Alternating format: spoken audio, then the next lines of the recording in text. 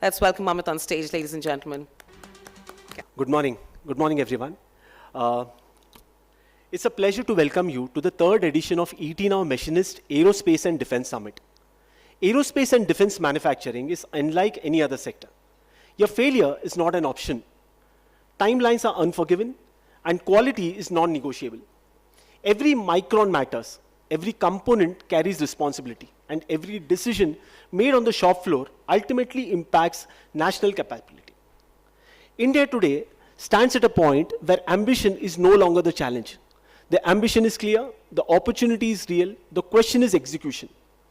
Over the last few years, we have seen India move steadily from dependence to capability.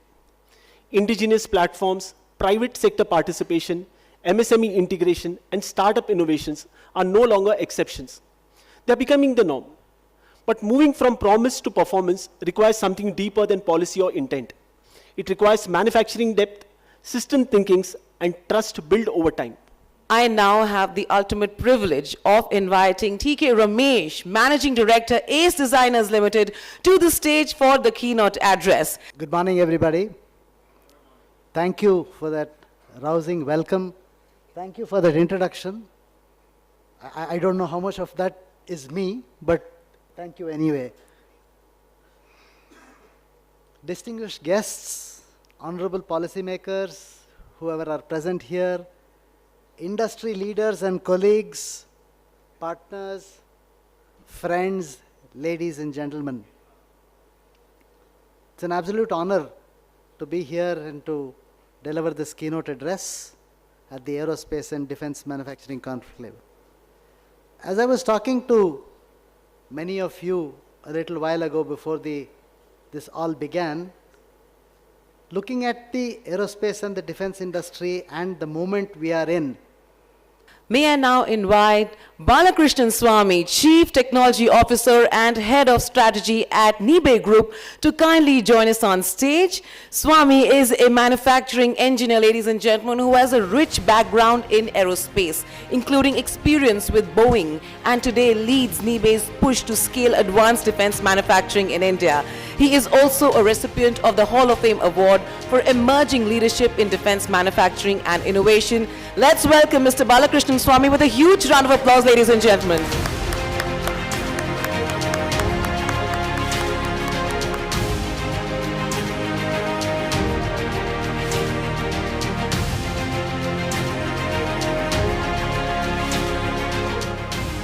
May I invite Dr. C.M. Ananda, Program Director at the National Aerospace Laboratories, CSIR-NAL, to please join us on stage.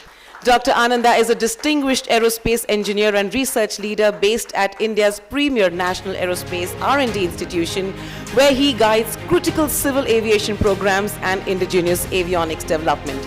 He has extensive expertise in avionics systems, embedded flight-critical software and aerospace electronics, and has also served as the head of the Aerospace Electronics and Systems Division at NAL. As Program Director, he has been at the forefront of nurturing deep aerospace innovation and collaboration within India's scientific industrial ecosystem, earning wide respect for his lifetime contributions to aerospace research and indigenous technology development. Once again, let's welcome Dr. C.M. Ananda. Ladies and gentlemen, let's give him a huge round of applause. All our lovely gentlemen sitting behind.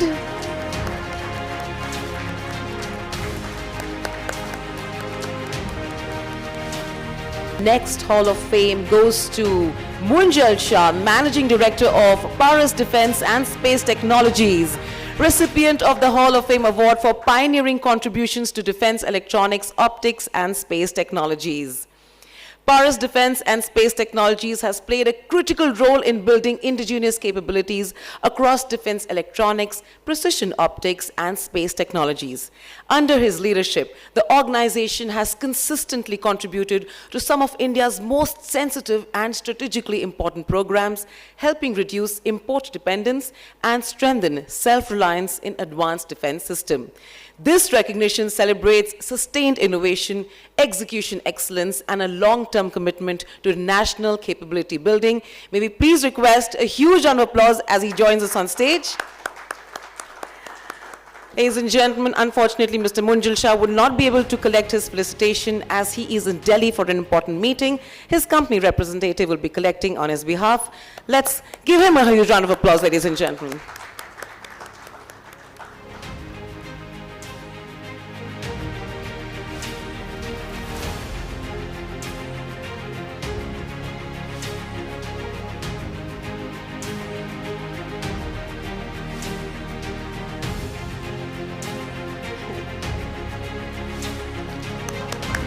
May I now invite Ashish Raghuvanshi, CEO of Adani Defence and Aerospace, recipient of the Hall of Fame Award for Transformational Leadership in Building India's Integrated Defence Manufacturing Ecosystem, to kindly join us on stage.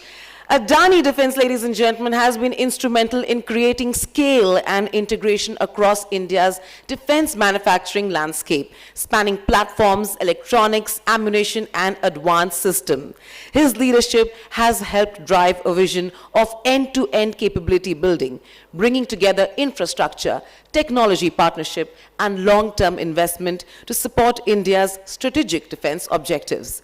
This honor recognizes a transformative approach to manufacturing that is reshaping how India builds for its defense needs. Ladies and gentlemen, please join me in welcoming him with a huge round of applause. Unfortunately, Mr. Raghuvanshi will also not be able to collect his felicitation as he is out of the country. We have his company representative here who is going to collect it on his behalf.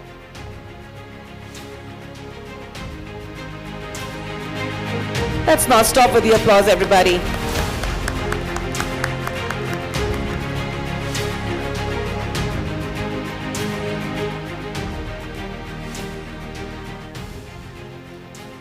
All right, ladies and gentlemen, now time for the special felicitation. Make in India for Indigenous Innovation recognizes an organization whose impact has been built steadily over years, not quarters. This year, for the very first time, we are instituting this special felicitation to honor an organization whose long-term contribution has significantly strengthened India's indigenous aerospace and defense manufacturing ecosystem. It celebrates a journey defined by precision, consistency, and an unwavering belief that world-class aerospace manufacturing can be built in India. Sansera Aerospace has been a quiet yet powerful force in advancing India's indigenous aerospace and defense capabilities. Through sustained investment in advanced machining, complex manufacturing, and deep engineering expertise, the company has enabled global OEMs to place their trust in Indian facilities for safety-critical components. Its contribution goes beyond products, building skills, robust processes, and enduring capability that truly reflect the spirit of Make in India. It is for this exceptional and sustained commitment to indigenous innovation and manufacturing excellence that Sansera Aerospace is being specially felicitated under Make in India for Indigenous Innovation. May I please, of course, invite Rakesh SB, Vice President, Sansera Engineering Limited, of course, to come forward. And let's give him a huge round of applause, ladies and gentlemen.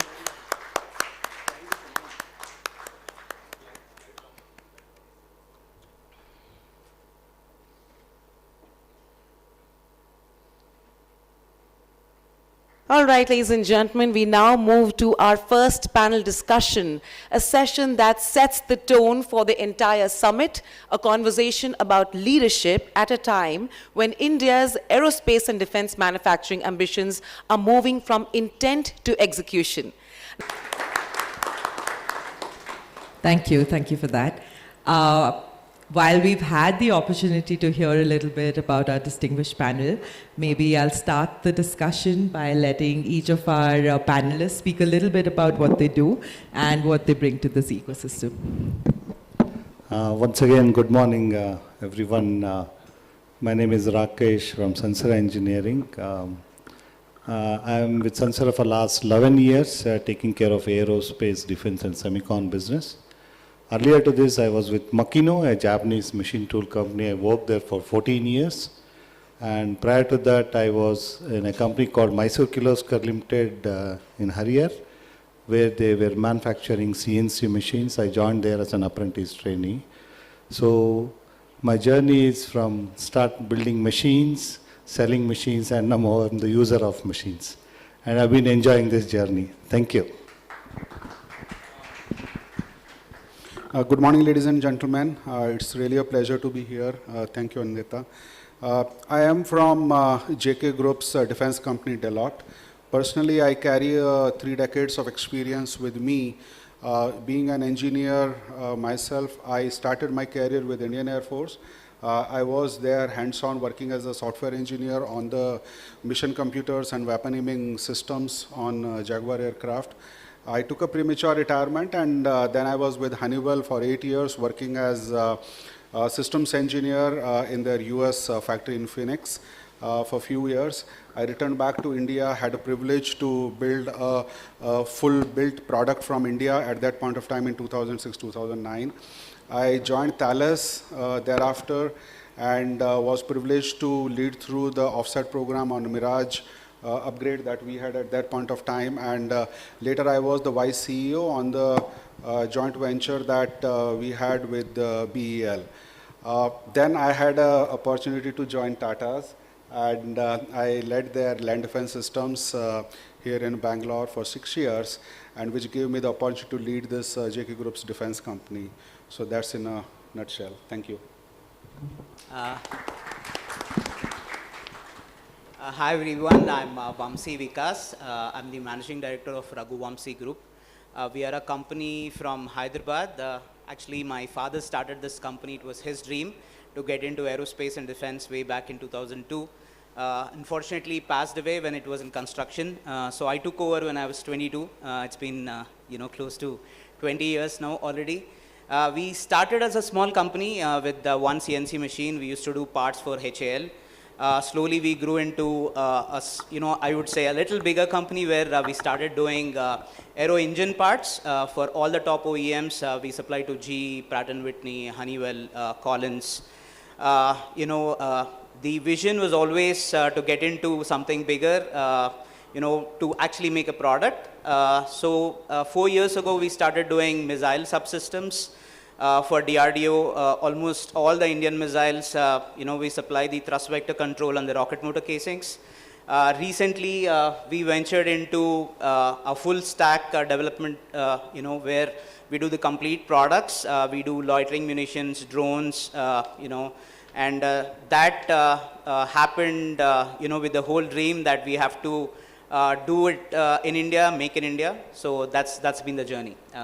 We have 10 manufacturing locations, 6 in India, 3 in UK, and 1 in US.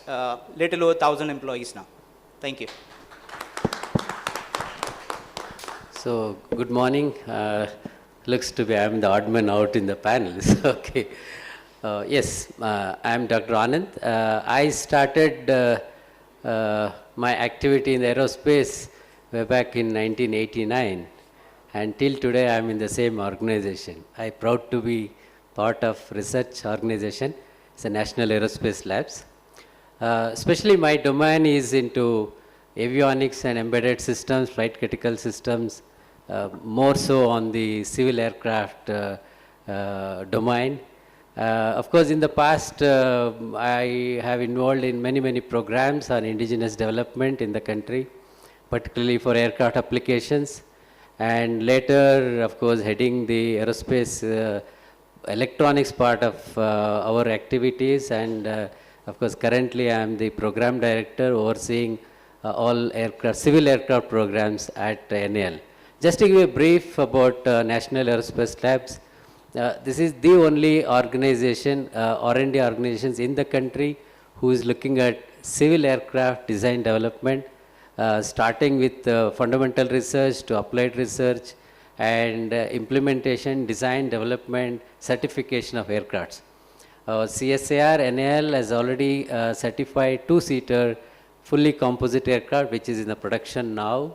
And we have been working on multiple variants of aircrafts. Currently, the 19-seater civil transport aircraft is halfway in the program. We are heading towards the aircraft level CDR.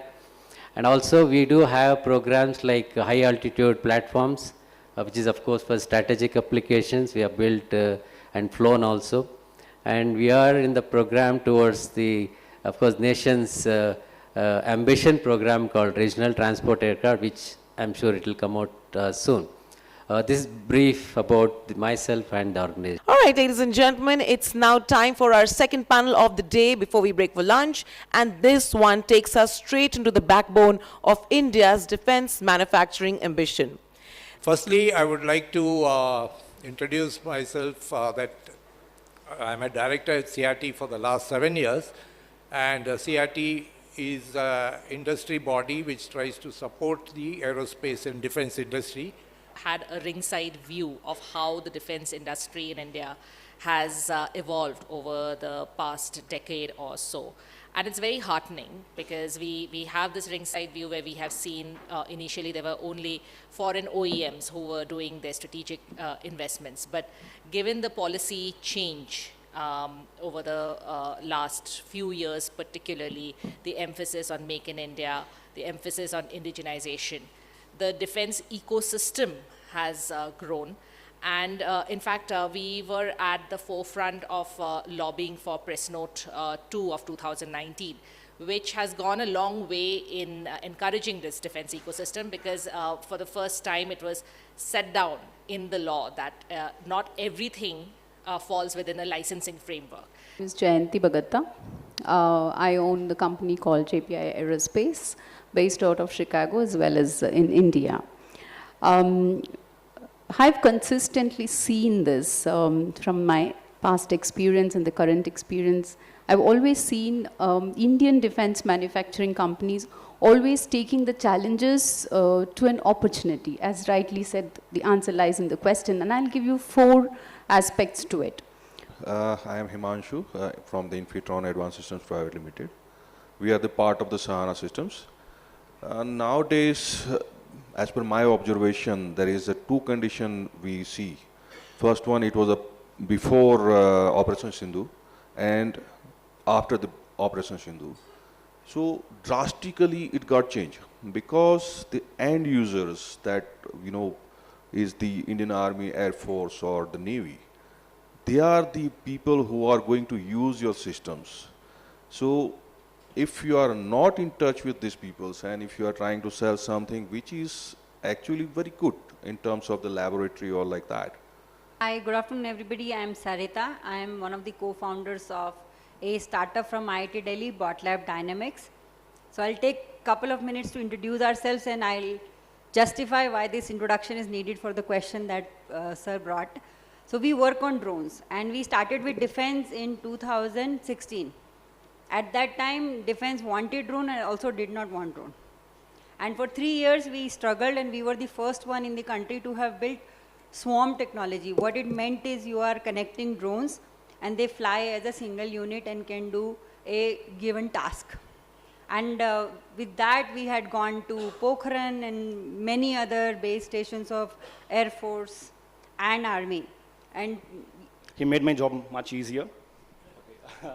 So there are 2 things. First thing is before starting with what TITCO does or what TITCO can do, I would like to don another hat where my previous experience was in the Indian Air Force, and it was with specific to indigenization and substitution. Like the previous panel spoke a lot about indigenization, substitution. So that is where I'm coming from. I was depot modernization officer of 5 base repair depot. Someone mentioned about 9 base repair depot. So I was from 5 base repair depot, which is very closer to you. It is in Coimbatore. Okay. So that's my previous role with Indian Air Force. So this is the sectors that we are talking about today. For these sectors, there are certain distinct core competencies required, which is different from an automotive sector, which is high volume business versus the aerospace business, which is different. So I call this like a circle of compliance, and I say the machine is the last part that comes into the picture. When you have an aerospace component that you want to manufacture, one of the first thing that comes in is the application, the programming, know-how, how you are going to make that machine. You are given a solid block of aluminum or any other exotic material, how you are going to carve out the material to make that component. The first thing you require is the application know-how, the software and the programming skill. Then comes the complex geometries of that part. So you need a variety of softwares, an ability to use those softwares to figure out how you are going to make the part with the least amount of scrap or the least amount of wastage. So that comes into the play. Then you have the tooling. Now we have an interesting topic, starting with the firepower itself. With this panel, I hope we will create some fire, right? We got the right set of people. I'm the youngest in this. We got a really energetic team with us.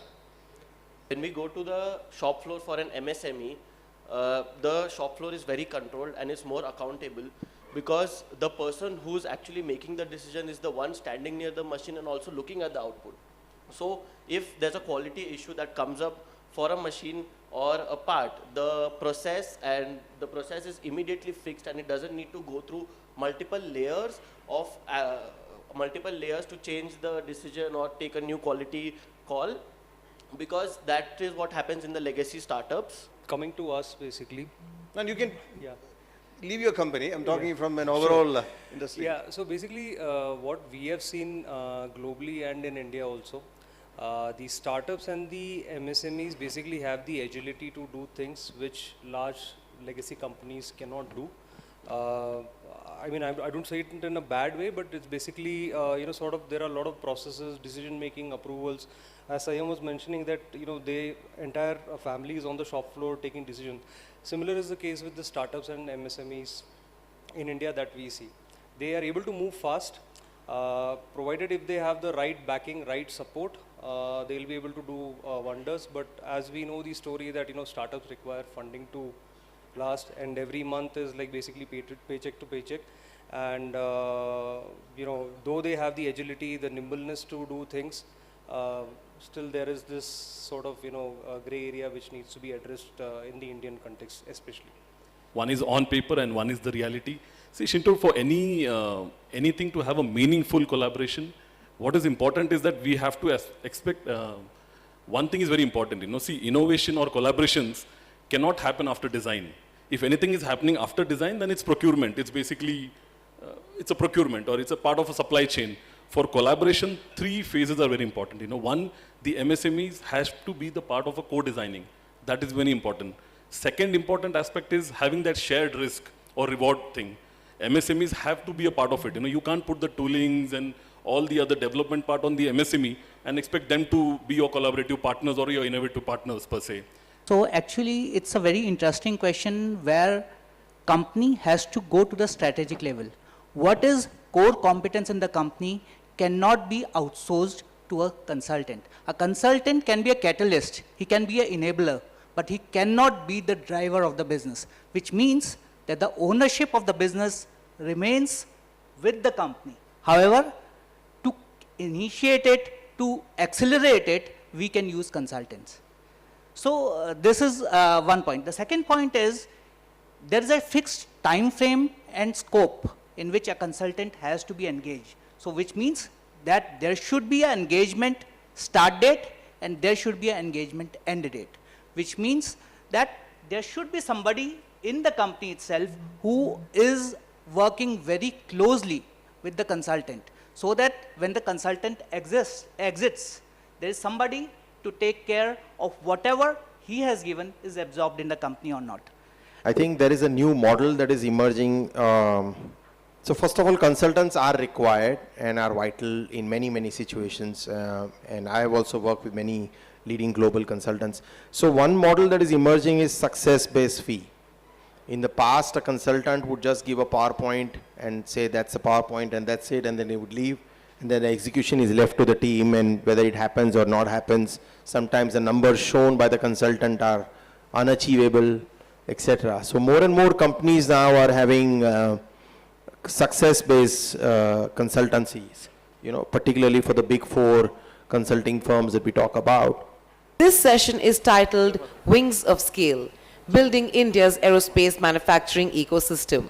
We will explore themes that are critical to the next generation of production, smart machining, tooling innovation, supply chain digitization, and end-to-end design to delivery capabilities. The organizers have given a nice format of questions. and then answers of that will create churning. And then we will come out with some strong key messages. That is our objective today. I would say that this is a very pertinent topic today, not just a question. Mostly if we look around, we are into a build-to-print space. Whether it's our domestic aerospace and defense programs, and more I would talk about aerospace because I'm a student of aeronautics.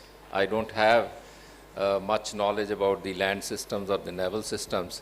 So whenever I say on this subject, it will be referring to the aeronautics field. Tier 1 and Tier 2, and I would say even the MSMEs, there is a need for us as a national imperative to move towards build to spec. Because if we want our aspirations to materialize, we have seen earlier speakers in the previous panel were talking about some experience of the Operation Sindoor, and otherwise also we know from the environment. We have had some successes, but we have faced challenges and difficulties because there is a lot of dependence on platforms that we are getting from overseas. Till today, until Operation Sindoor, whatever we have seen, the UAVs and various other aircraft systems or drones and other stuff, in India, we are still at a stage of only, other panelist was also pointing out at this, I heard, 5 kilometers, 20 kilometers, 30 kilometers, with a very small payloads and stuff. That's a real problem. And world is progressing very fast with, bigger ranges, ranging from 500 kilometers to 3,000, 4,000 kilometers. And some countries like Iran and Turkey capturing the global markets. It's not US and Israel, it's Turkey capturing 67% of the global market. That's where I feel India has to focus. Sir, as you introduced, we are responsible for skill development initiatives in India. We have been established under the initiative of Skill India Mission under Ministry of Skill Development and guidelines from National Skill Development Corporation. And our founders and promoters being HAL, CRT, as well as BCIC. So the main whole and sole purpose of this foundation is that we have to bridge the gap between industry and academia and empower the youth with the right kind of skills, which also help to meet the requirements of the industry and encourage the employment. So with these being our motto and agenda, what we do at Skill Development Council is that we develop job roles or courses which becomes a short-term training courses for youth of the nation to take up courses in aerospace industry as well as aviation industry, and so that they can find employability. One of the key things for us is to work very closely with industry, which is very essential for us to hasten the technology development and move towards a product-oriented work. And in this regard, one of the challenges that we also have or we also carry out is to have a technology transfer with the partner. And any technology transfer do come along with itself a certain level of challenges. One of the ways that we overcome these challenges is to work with the industry partner at the very initial stage of the project itself, as was being mentioned by my colleague Dr. C.M. Ananda in the morning, that we embrace the industry partner much early in the design phase itself, so that we work along with him, which will help us in realizing the product quite smoothly. And in fact, for example, in CSIR, we have what is called as a fast-track commercialization project, or the FTC project, which the aim of this project or the focus of this project is to hasten accelerate the develop technologies to product with collaboration with the industry. Since I come from the tooling industry, it's easy for me to say that tooling doesn't get the attention that it generally deserves. Unless there is a cycle time bottleneck or a delivery slip or a scrap spike in the plant. everybody looks at tooling as a consumable. Some advanced or larger manufacturer with global exposures spend enough on advanced tooling solutions. But the broad-based manufacturing in aerospace, also in defense, it's seen as a consumable and not as an advanced engineered solution. And I think this is the perspective that needs to change. If you look at aerospace, you know, the margin, the aerospace margin, margins are coming from stability, from repeatability, from yield. And if this is the main drivers for margin, then we need to start looking at tooling not just as a tool cost, but as cost per part or manufacturing cost per part. And to do that, we need to look at it in a holistic approach. Ladies and gentlemen, as we come to the close of the third edition of ET Now Machinist Aerospace and Defence Manufacturing Summit 2025, would like to take this moment to extend my heartfelt gratitude to everyone who's made it today, everyone who has made this summit success.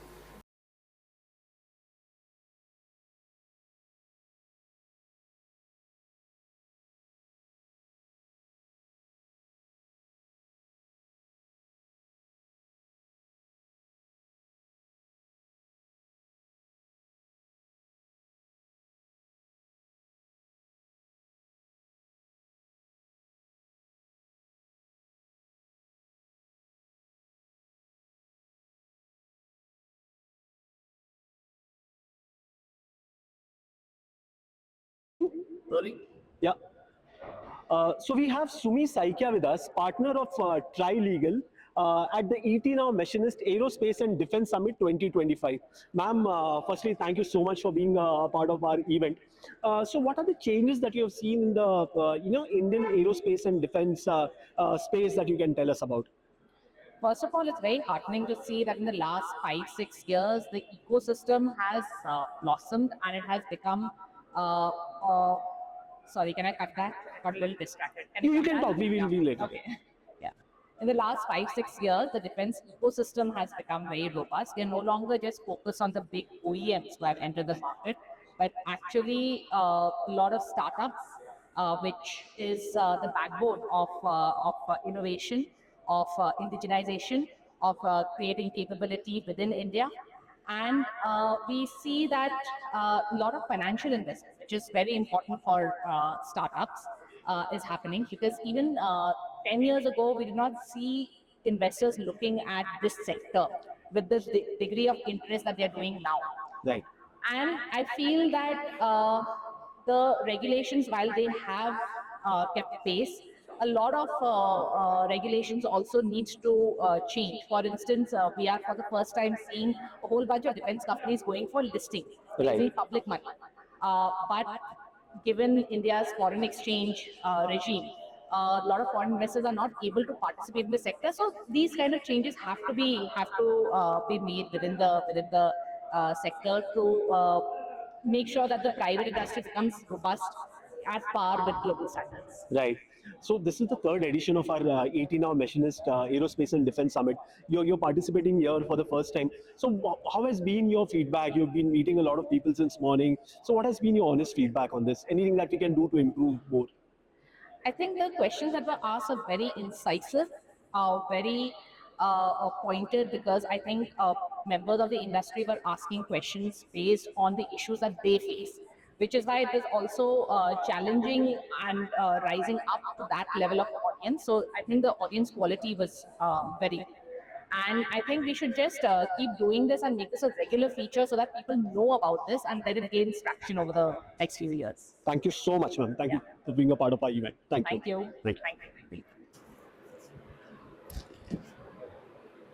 Rolling. Hi, we have Mr. Vishal Agarwala, Director of the CTC Group with us at the ET Now Machinist Aerospace and Defence Summit 2025. Firstly, thank you, sir, for being a part of our event. So what are the changes that you have seen specifically to the aerospace and defense space over the last few years that you'd like to tell us about? So, Amit, thank you very much for having me here today. You know, last few years, you've seen a tremendous amount of policy shift from the government side. There's a lot of initiatives and push to increase manufacturing, both in aerospace and defense, and within aerospace, both in civil aviation as well as defense aerospace. So we see a lot of MSME taking risk and putting up plants for manufacturing of aerospace and defense components. Government's Atmanirbhar program has also given it a boost where they know when they manufacture there is a customer base that's there, and the preferred suppliers are Indian suppliers. So I think we've seen a phenomenal addition of capacity in terms of manufacturing such components for defense and aerospace. Right. Any initiatives about your company that you would like to tell us about? Any new innovation, any new initiatives? So we are in, as you know, we are in tooling. So we make precision toolings for all kind of machining applications, whether it be aerospace or defense. And most recently, we've done an acquisition in Germany by a company by the name of GCT, which is one of the world's leader in and biggest capacity for diamond coated tools, pure diamond coating tools, which is uh, a key driver for composite machining, also graphite machining. Some products some materials which are very key to these two sectors. So I think that we bring a lot of know-how with this acquisition. In addition, we've done a lot of capacity enhancement to cater to special toolings for this segment. Right. You've attended our event for the first time. This is our third edition. So your honest feedback about our event, sir. So the industry coming together anyways is a great sign of strength. We need to work together hand in hand, and you guys have been the enabler for that. And the good part today was, the attendance was in full, and it was quality attendance. People, decision makers from the space were there. It was not just somebody to fill up the hall. So, we made really good connects and had really valuable discussions. I think that helps all of us. So I thank you for curating the event so well, not just the topic and panelists, but also the audience. So thank you. Thank you. Thank you so much, sir. Thank you so much. Thank you. Thank you. Thanks.